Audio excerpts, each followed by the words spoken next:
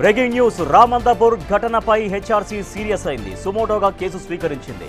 ఘటనకు కారణం అధికారుల నిర్లక్ష్యం, తక్షణ పరిష్కార చర్యలు, బాధిత కుటుంబాలకు పరిహారం, భద్రతా చర్యలపై సెప్టెంబర్ 22వ తేదీలోగా సమగ్ర నివేదిక ఇవ్వాలని టీఎస్ఎస్బీడీసీఎల్ సీఎండీకి ఆదేశాలు జారీ చేసింది.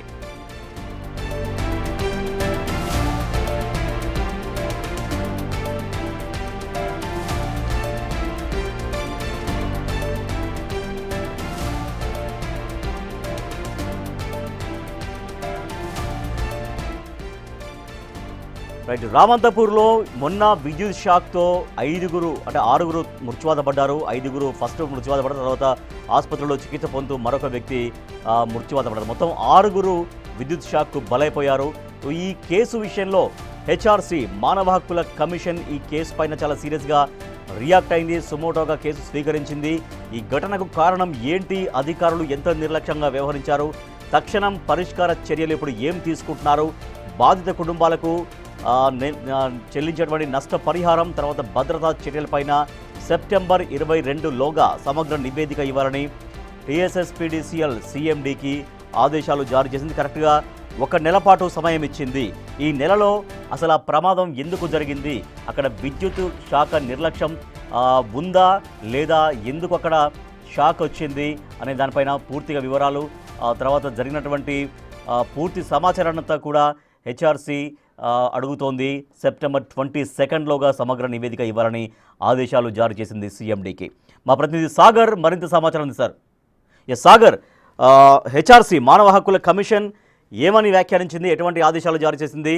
సో 1 మంత్ గడువు ఇచ్చింది, సెప్టెంబర్ 22 దాకా గడువు ఇచ్చిందంటే, సో ఈ 1 మంత్లో ఎటువంటి నివేదిక ఇవ్వాల్సినటువంటి అవసరం ఉంది సీఎండీ?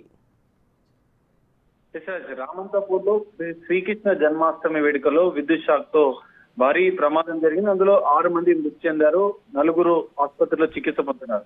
ఈ ఘటన పైన పలు టీవీ ఛానల్లో, బిగ్ టీవీతో పాటు మరికొన్ని టీవీ ఛానళ్లు, పత్రికల్లో వచ్చిన కథనాల ఆధారంగా human rights commission suo motu case నమోదు చేసింది. ఈ ఘటన పైన సీరియస్ గా యాక్షన్ తీసుకోవాలంటూ కొన్ని ఆదేశాలు జారీ చేసిన పరిస్థితి. సో ఇప్పటికే మనం చూడొచ్చు, నిన్న రామంతపూర్ ఘటనలో 5 మంది స్పాట్ లో మృతి చెందారు, 1 ఆసుపత్రిలో ట్రీట్మెంట్ పొందుతూ మృతి చెందారు.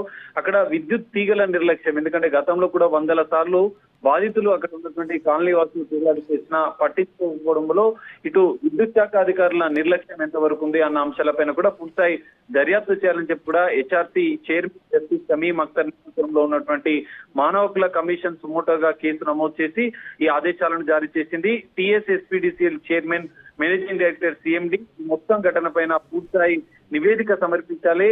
సెప్టెంబర్ 22వ తేదీలోపు పూర్తిస్థాయి నివేదిక సమర్పించాలని చెప్పారు. ఇక్కడ ఈ ఘటనకు సంబంధించినటువంటి కారణాలు ఏంటి, అధికారుల నిర్లక్ష్యం ఎంతవరకు ఉంది, తక్షణ పరిష్కార చర్యలు ఎందుకు చేపట్టలేకపోయారు? గతంలో బాధితులు అక్కడ కాలనీ వాసులు ఫిర్యాదులు చేసినా కూడా, ఎందుకంటే కాలనీ మొత్తం విద్యుత్ సమస్యలు ఉన్నప్పటికీ కూడా మీరు చర్యలు తీసుకోవడంలో విద్యుత్ శాఖ అధికారులు ఎందుకు నిర్లక్ష్యం వహించారు, ఆ కుటుంబాలకు పరిహారం ఎంతవరకు ఇచ్చారు అన్న అంశాలపైన కూడా పూర్తిస్థాయి నివేదిక ఇవ్వాలంటూ కూడా పేర్కొంది. తమ నోటీస్ లో పేర్కొన్న పరిస్థితి, ఆదేశాలు ఇచ్చిందంటూ.